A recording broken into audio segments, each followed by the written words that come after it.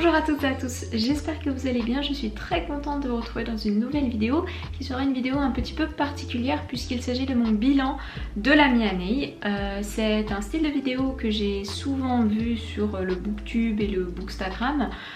Dans ce cas là il s'agit d'un tag que j'ai emprunté à Séverine de la chaîne Il est bien ce livre. J'ai juste effacé une question, je reviendrai sur pourquoi après je ne pourrai pas y répondre. Mais donc la chaîne de Séverine qui est une chaîne très connue et qui est active depuis désormais des années. Même si je ne lis pas particulièrement de thrillers, c'est une chaîne que je suis avec plaisir. Je me disais que cela pourrait être une vidéo intéressante également pour moi dans le futur afin que je puisse revenir un petit peu la regarder de temps en temps. Donc on va très rapidement commencer par la première question qui est une question assez évidente. Il s'agit de combien de livres j'ai lu cette année. Alors je les ai comptés, mais ce qui est un petit peu compliqué c'est que finalement je sépare ce que je lis pour le plaisir et ce que je lis pour mes études.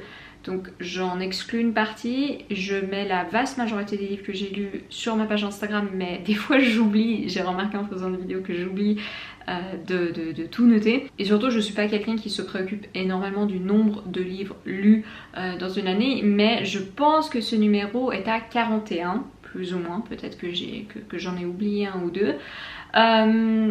Qui est un nombre encore une fois honorable. Si vous voulez je pourrais peut-être faire une vidéo sur le sujet, mais je suis pas quelqu'un qui se préoccupe beaucoup du nombre chiffré de livres, pour la simple et bonne raison que pour moi les lectures ne sont pas du tout équivalentes en taille. C'est à dire que pour prendre un exemple très connu, La Recherche du temps perdu pourrait techniquement compter comme un seul livre, tout comme un recueil de nouvelles très court qui peut facilement être lu en une journée. Donc j'ai rien pour rien contre, et je comptabilise un petit peu mes lectures, mais en même temps c'est vrai que ça ne me dérange pas d'en avoir lu 40, 50, 60. Peut-être qu'en cette fin d'année quand même ce serait chouette de pouvoir dire que j'ai lu 100 livres. Je crois que je n'ai jamais lu 100 livres en une seule année, donc ça pourrait être sympa de venir et de mettre ce nombre tout beau tout rond en avant sur ma chaîne, mais vraiment ce n'est pas quelque chose qui m'inquiète outre mesure. La deuxième question est: quelles sont tes 3 meilleures lectures pour le moment? Ça a été très facile d'y répondre. Ce sont 3 lectures que j'ai faites en début d'année, donc ça a été un début d'année qui est parti très fort.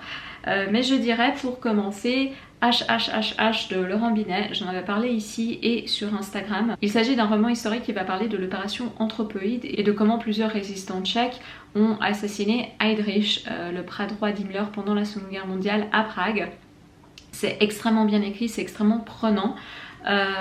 Laurent Binet avait ce style un petit peu particulier d'écrire ce livre sous forme de fragments, enfin des chapitres très courts, et souvent de mélanger le point de vue du narrateur et le point de vue de l'auteur qui est en train d'écrire ce livre et d'expliquer comment finalement il fait ses recherches sur cet événement historique. Mais j'ai trouvé ça très prenant, je l'ai vraiment dévoré, j'arrivais pas trop à m'en séparer lorsque je le lisais. Je trouve que l'on ne connaît tout simplement pas assez la résistance dans d'autres pays européens hors de la France, et pour moi un petit peu de la Suisse et de l'Italie. Donc je ne connaissais pas forcément ce groupe de résistance particulier à Prague. Je savais qu'Heydrich avait été assassiné à Prague, mais c'était à peu près tout, et ça m'a donné en plus vraiment envie d'aller là-bas sur place, de voir l'église où ils se sont réfugiés pendant des heures après cet assassinat et après avoir été recherchés par la Gestapo. Donc très bonne lecture. Donc je crois que ça a été ma seconde lecture de l'année et c'est vraiment parti sur du fort. Ensuite j'ai 2 livres écrits par des Américains, ça va être une sélection très américaine. J'ai tout d'abord La Pastorale américaine de Philip Roth. Alors j'en ai beaucoup parlé sur Instagram, sur YouTube, en live Instagram. C'est un livre qui m'a énormément marqué. Je pense qu'il pourrait également être dans la question sur la meilleure surprise qui viendra plus tard, mais j'avais pas envie de le mettre à 2 fois. Mais je ne m'attendais pas à ça, j'avais un petit peu des préjugés négatifs sur Philip Roth. Et si vous voulez, je partais un petit peu d'un mauvais pied dans cette lecture. Et même si ça a d'un côté confirmé certaines idées que j'avais sur Philip Roth, qui du coup ne sont plus forcément des idées, notamment par rapport à son écriture des femmes, j'ai adoré ce roman. Donc ça a été une lecture en plus adorée, mais en plus problématique, si vous voulez, d'un certain point de vue. Mais c'est vraiment une lecture coup de poing Je sais pas comment utiliser d'autres adjectifs pour la décrire. C'est une lecture qui décrit une tragédie familiale très très violente, la fille unique d'une famille qui devient terroriste, qui tue des innocents et qui après disparaît dans la nature en quelque sorte. Donc c'est sur c'est du point de vue du père de cette jeune femme, et c'est sur toutes les illusions que l'on peut se faire sur la famille et les relations interpersonnelles, sur comment finalement on n'arrive jamais réellement à saisir à 100% la réalité d'autres personnes autour de nous, comment il y a toujours cette distance qui est absolument terrible dans toutes les relations, et ça m'a brisé le cœur. J'ai trouvé ça, j'arrêtais pas d'y penser pendant plusieurs jours après cette lecture. J'avais trouvé la psychologie des personnages extrêmement convaincante, extrêmement réaliste. Tout le contexte historique est également très bien utilisé et très intéressant. Et je me rappelle lire ces longues tirades qui étaient d'une honnêteté mais également d'une brutalité très très marquante justement pour moi, et être complètement subjuguée par cette lecture. Donc un très gros coup de cœur pour ce début d'année. Là je viens de lire The Plot Against America, donc le complot contre l'Amérique de Philip Roth, et si je l'ai apprécié, pour moi de loin la pastorale américaine ça reste au-dessus de ce que j'ai lu. Je pense que j'ai vraiment un attachement personnel très fort pour ce roman. Ensuite, troisième livre d'une autre autrice américaine, il s'agit de Blue Nights de Joan Didion. C'était ma première lecture de Didion et quel coup de cœur pour cette autrice.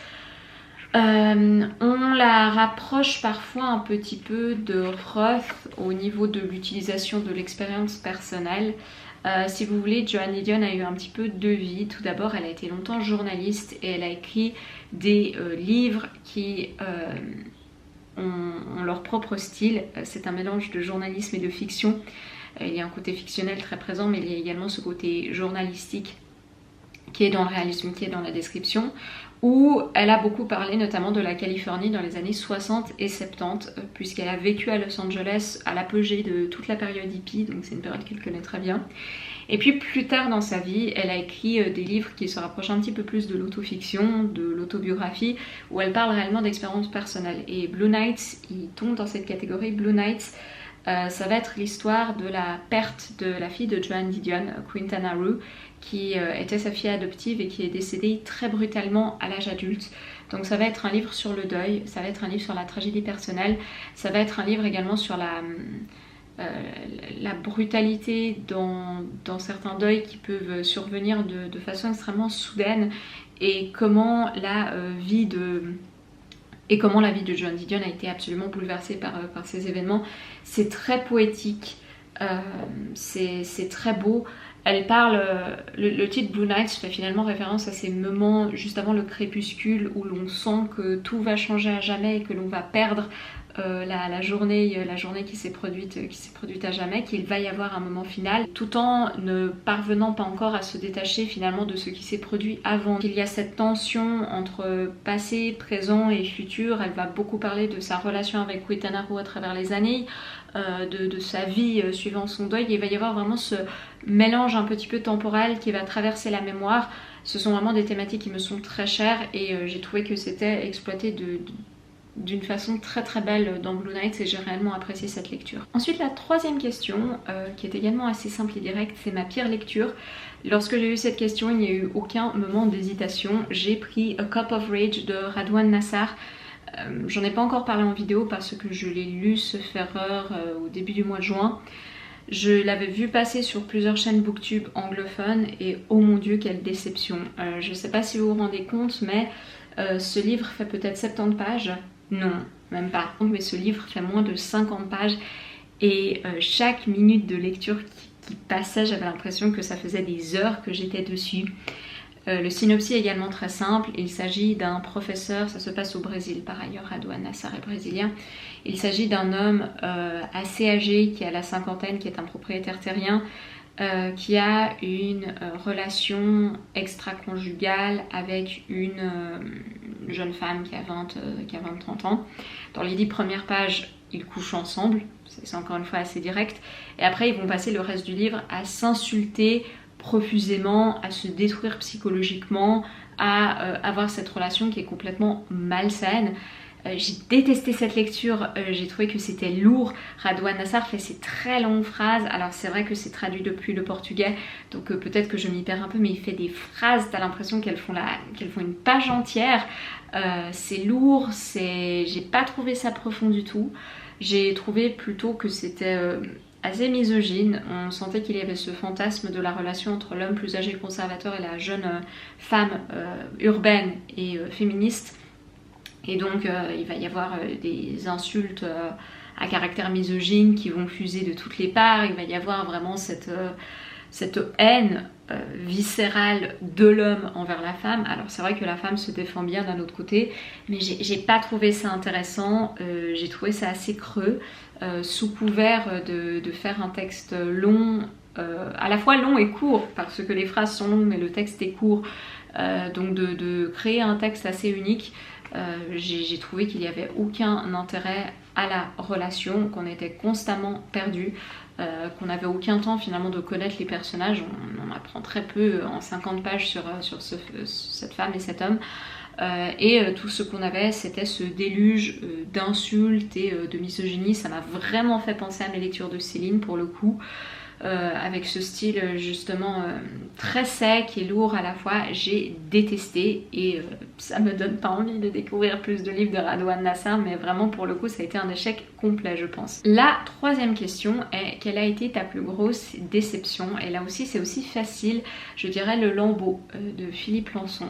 Alors j'en ai déjà parlé en vidéo. Dans Le Lambeau, Philippe Lançon, qui est un journaliste qui a notamment travaillé pour Charlie Hebdo et Libération, il va parler de sa survie aux attentats du 7 janvier 2015 à la rédaction de Charlie Hebdo, mais surtout de tout son processus de reconstruction, puisque Philippe Lançon va recevoir une balle dans la mâchoire et va donc devoir subir des mois et des mois d'opération puis de rééducation progressive, et bien évidemment que c'est tout un processus autant physique que psychologique, puisqu'il est traumatisé et il doit également s'habituer à ce nouveau visage, à toutes ces opérations extrêmement lourdes et compliquées et à l'impact que ça a forcément sur sa vie personnelle et professionnelle. Je m'attendais à plus, je pense que ça aurait tout à fait pu être plus court.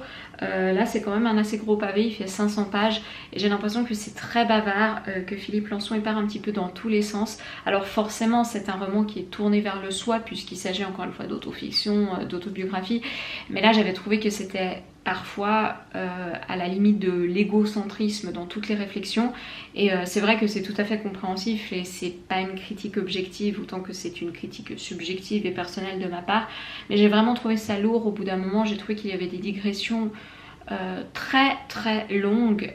Philippe Lançon partait souvent de points assez intéressants pour après en parler pendant des pages et des pages, et j'avais trouvé que l'intérêt du propos s'amenuisait assez rapidement. Et donc finalement j'ai pas pris un très grand plaisir à cette lecture. Je pense aussi que je suis une personne qui est assez pas dégoûtée, mais j'ai un peu de la peine avec tout ce qui est du domaine médical, et là forcément on est à l'hôpital pendant 90% de ce livre. Il y a quand même des passages que j'ai trouvé intéressants. J'ai trouvé voilà, tout l'aspect historique avec les attentats de Charlie Hebdo intéressant.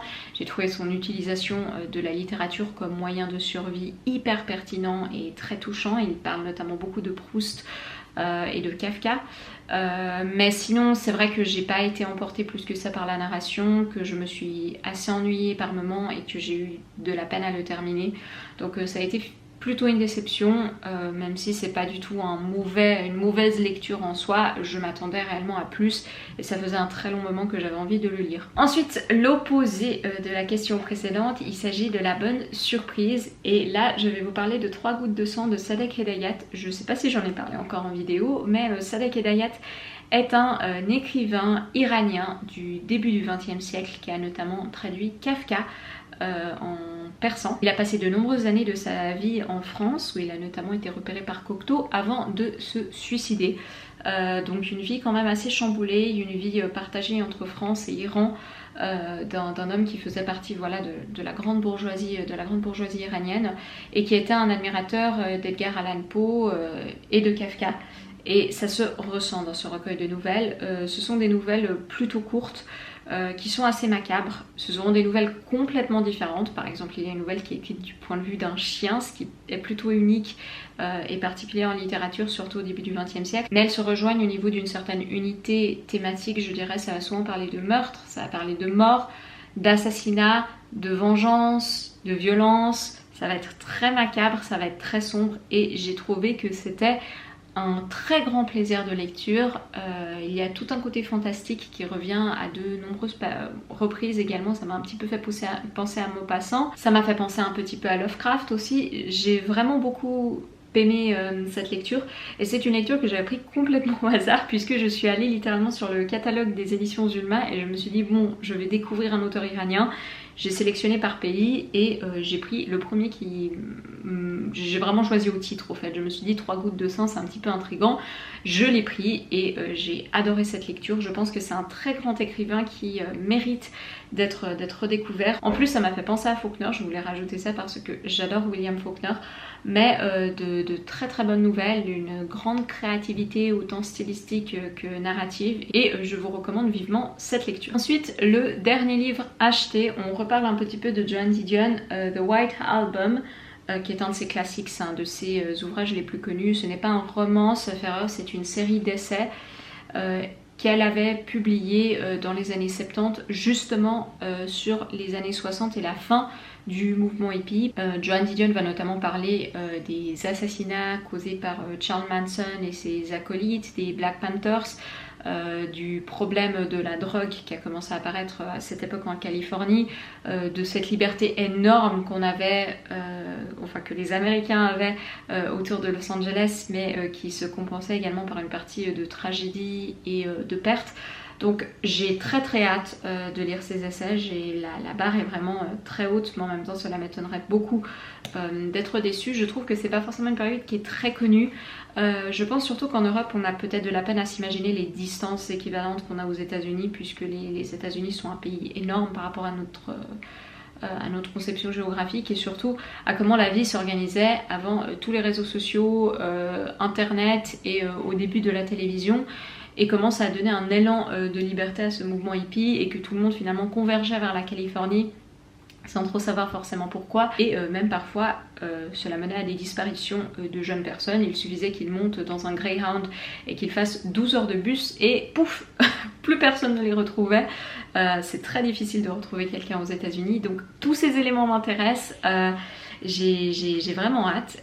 Je l'ai acheté sur un petit peu sur un coup de tête.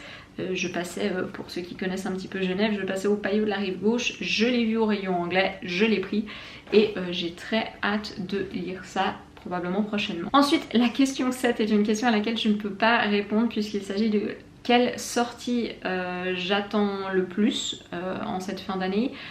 Parce que je suis au courant de rien, c'est aussi, je me rends compte de ça avec Booktube.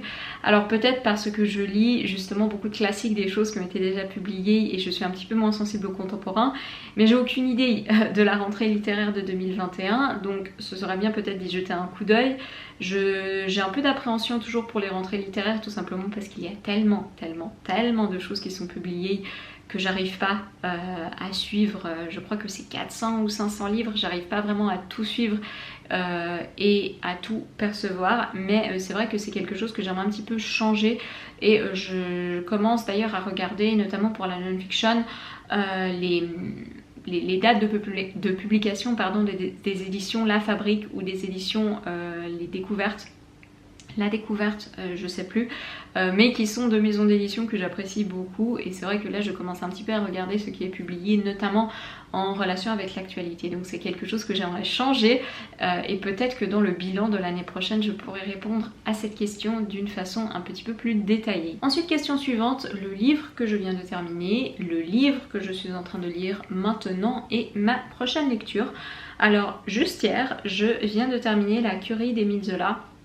J'ai pas envie de trop en parler parce que je reviendrai en vidéo, et je sais que Antastasia et Nabolita vont faire une vidéo un live à ce sujet. Mais j'ai apprécié cette lecture. Alors ce n'est pas mon préféré des Rougon-Macquart, je pense. J'ai vraiment adoré certains passages, notamment les passages avec René. J'ai adoré cette réédition modernisée, on va dire, de Phèdre. J'ai adoré la thématique de la nature, comme elle est exploitée. J'ai adoré tout l'univers mondain qui m'a fait beaucoup penser à la recherche sous certains aspects. Mais c'est vrai que j'ai trouvé certains passages assez longs, notamment tous les passages avec Aristide Saccar qui, très rapidement, se fait une fortune dans la spéculation immobilière à l'époque où tous les boulevards haussmanniens sont en train d'être construits, donc le vieux Paris est en train d'être détruit et remplacé par des palais qui sont forcément beaucoup plus chers. Et pour ce faire, il va épouser Renée, qui est à la recherche d'un mari pour plusieurs raisons, et il va profiter de la dot de cette femme qui vient d'une ancienne famille aristocratique qui possède notamment des titres de propriété. Donc on ne peut pas faire de spéculation si l'on n'est pas propriétaire, ça n'a pas changé depuis le Second Empire. Mais j'ai apprécié cette lecture sans nécessairement accrocher à certains passages, j'ai eu de la peine à avancer dedans. Je sais pas si c'est parce que je suis prise par d'autres choses en ce moment, c'est probablement également à cause de ça. Mais c'est vrai qu'il y a eu de très très beaux passages, la fin est magnifique, les 50 dernières pages je les ai... Ah, j'ai senti le drame venir, le drame monter et je n'ai pas été déçue. Donc si vous voulez nous rejoindre pour Lisons les RM, il s'agit d'un projet justement lancé par Antastialite Nabolita pour une lecture commune de tous les Rougon-Macquart sur les prochains 3 ans. C'est un Rougon-Macquart tous les 2 mois si je ne dis pas de bêtises.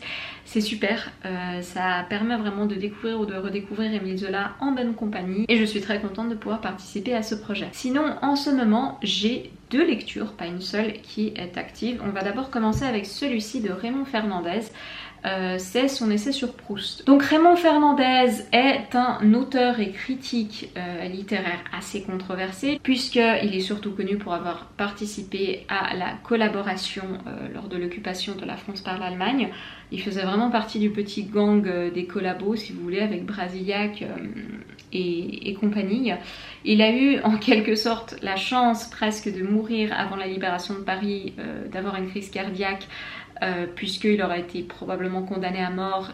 Sa femme a été tondue à la fin de la guerre. Mais en 1943, il a fait le choix d'écrire et de publier des essais sur Proust, ce qui est un choix plutôt étonnant si l'on considère son rôle pendant l'occupation, puisque Proust est non seulement homosexuel mais également juif ou à moitié juif, sa mère l'était, et à l'époque il n'était pas du tout autant populaire qu'il l'est maintenant. Et Raymond Fernandez a décidé d'écrire cet hommage vraiment à Proust où il explique pourquoi il adore cet auteur qu'il a connu, il a un petit peu connu et fréquenté Marcel Proust. Et ça parle des différentes thématiques de la recherche, donc les personnages, la description de la mondanité parisienne de l'époque, l'amour, la jalousie. C'est très intéressant, pour l'instant je suis très satisfaite.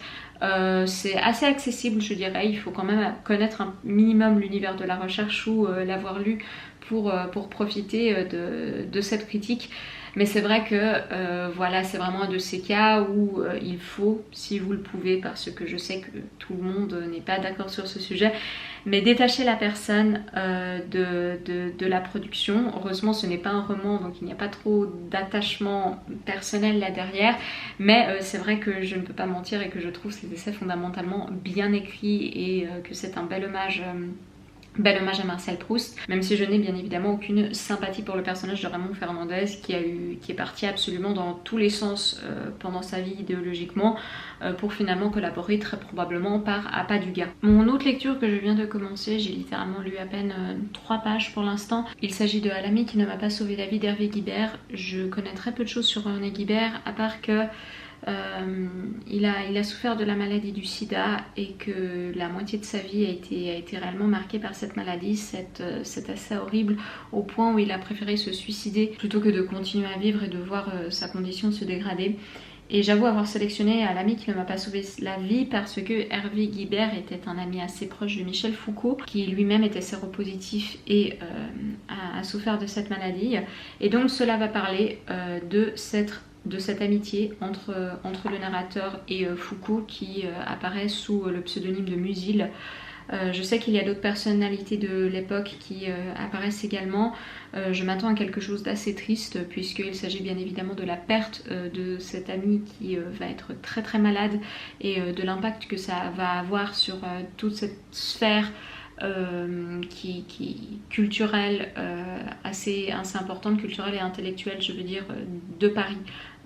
Dans les années 80 et donc je m'attends vraiment à pouvoir mieux connaître cet univers, à avoir une belle description des différentes relations et de comment ils peuvent être affectés par la maladie et j'ai très hâte d'avancer plus dans ce récit. Ma lecture suivante, un petit pavé, il s'agit de L'homme qui savait la langue des serpents d'Andrus Kieviralk. Donc je vais vous lire la 4e de couverture puisque je ne le connais pas et ça va aller plus vite. Empreint de réalisme magique et d'un souffle inspiré des sagas islandaises, L'homme qui savait la langue des serpents révèle l'humour et l'imagination délirante d'Andrus Kieviralk. Le roman, qui connaît un immense succès depuis sa parution en 2007 en Estonie, retrace dans une époque médiévale réinventée la vie d'un homme qui, habitant dans la forêt, voit le monde de ses ancêtres disparaître et la modernité l'emporter. Lorsque j'avais demandé sur Instagram les lectures contemporaines, vraiment contemporaines, écrites après 2010, préférées de mes abonnés, il était revenu à plusieurs reprises, je crois même 3 ou 4 fois. Et c'est vrai que j'ai été également séduite par le synopsis, par cet aspect médiéval. Je crois que la langue joue également un rôle important dans ce texte puisque l'estonien c'est une langue qui a des racines extrêmement uniques et particulières et que c'est sur un ton plutôt léger et humoristique. Alors j'ai dit que c'était un petit pavé mais la police est encore assez grande et d'ailleurs merci parce que je viens de lire un livre écrit dans une police ridiculeusement petite et là je vais pouvoir profiter à fond de ce format.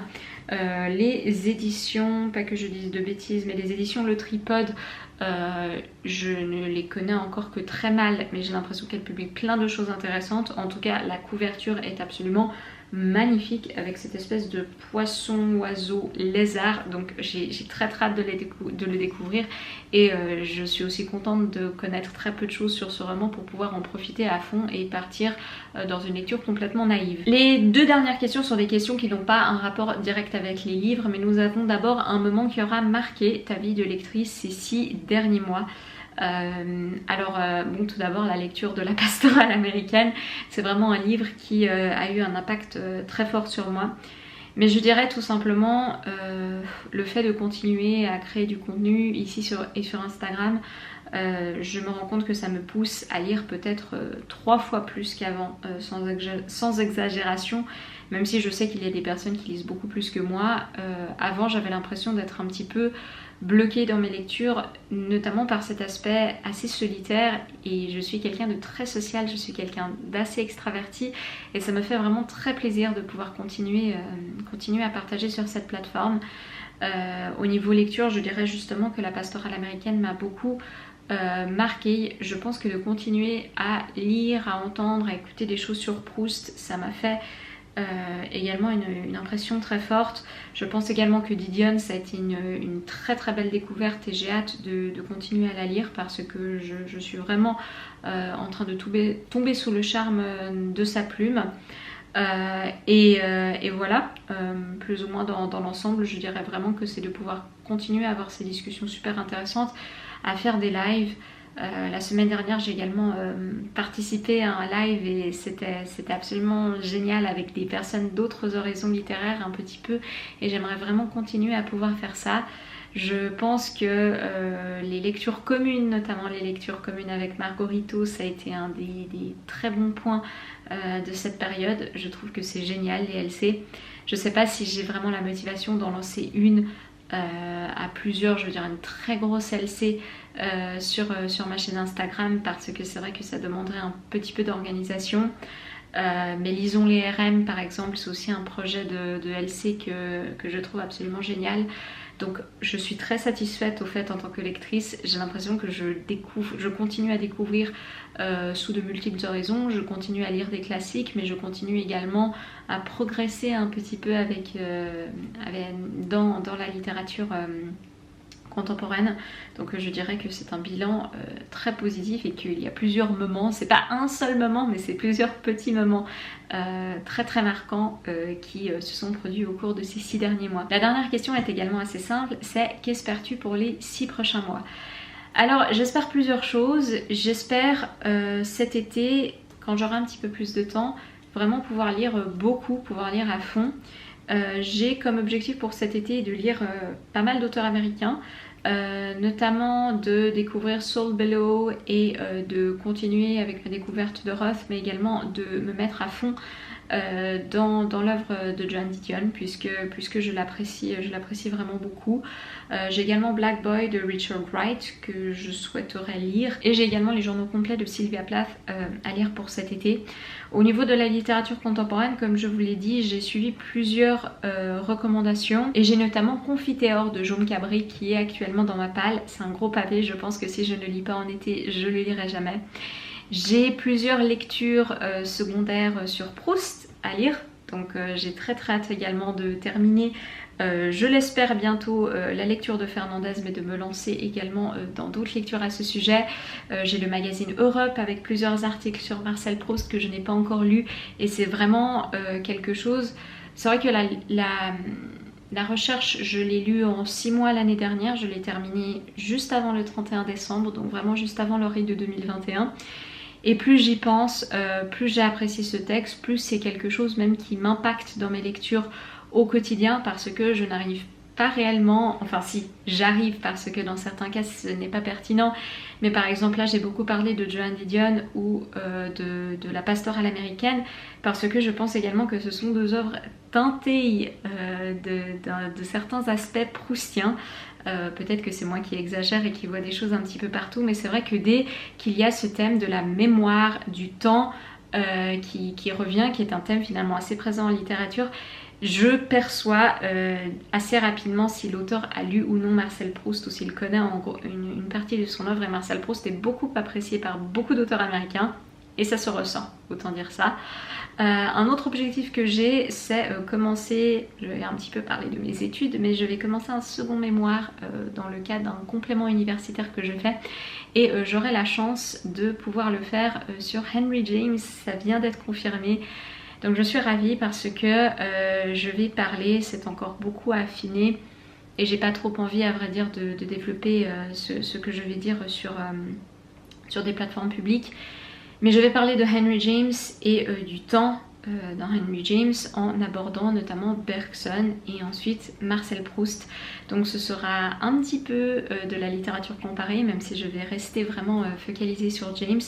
Donc j'ai très hâte également de repartir plutôt dans quelque chose de littéraire, de pouvoir me lancer dans ce projet qui est très ambitieux, c'est vrai, mais j'ai juste tellement hâte, et je pense que c'est un privilège de pouvoir continuer dans ces études et de pouvoir continuer à découvrir, puisque je ne me lasse absolument pas de la rédaction.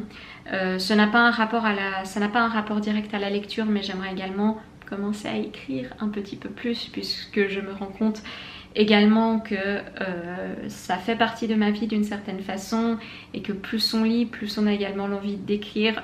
Je ne prétends avoir aucun talent narratif, et je pense que ça va me prendre des années avant de pouvoir partager réellement ce contenu sur YouTube, enfin pas sur YouTube, plutôt sur Instagram pour le coup, mais j'aimerais me relancer un petit peu dans cette production artistique. Et voilà, je crois que j'ai répondu à toutes les questions. Je voulais également en profiter pour continuer à vous remercier de me suivre ici sur Instagram. Vous êtes de plus en plus nombreux.